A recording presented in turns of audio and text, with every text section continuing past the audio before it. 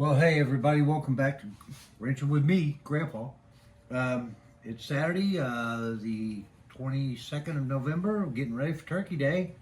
Going to be here next week. And this will be the first upcoming Monday. Normal, get up at 4 o'clock in the morning to get ready to go to work.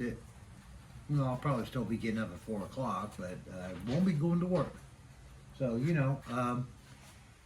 today, we're going to do a little grinding. The battery that we had in the old car here finally laid down and died. She was old and she just had her run.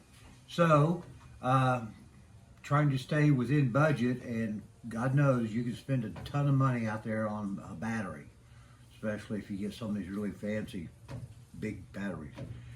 But I went out to the local Walmart, because they seem to have the best deal on batteries. I'm sorry, that's one place that does beat the competition when it comes to car stuff.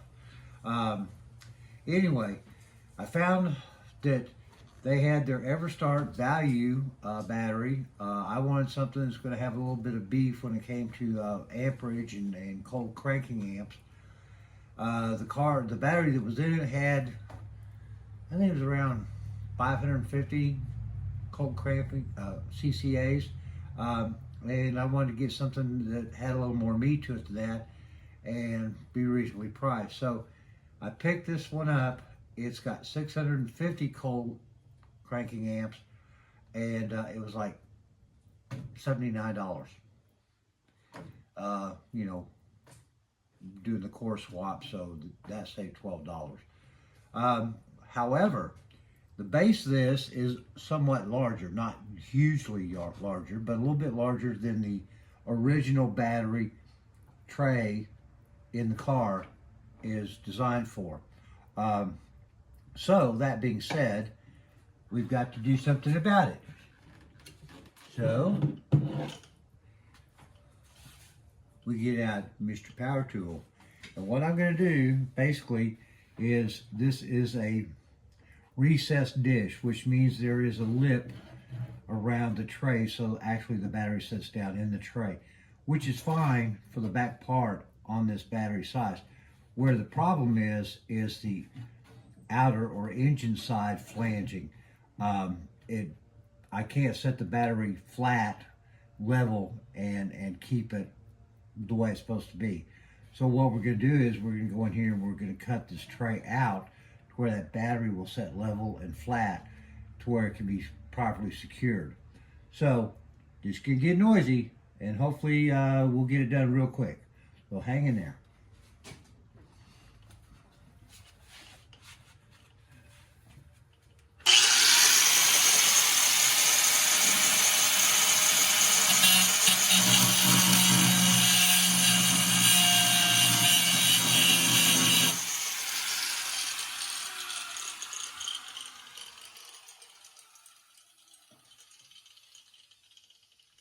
You guys are probably thinking, where's your safety glasses? Yes, I know.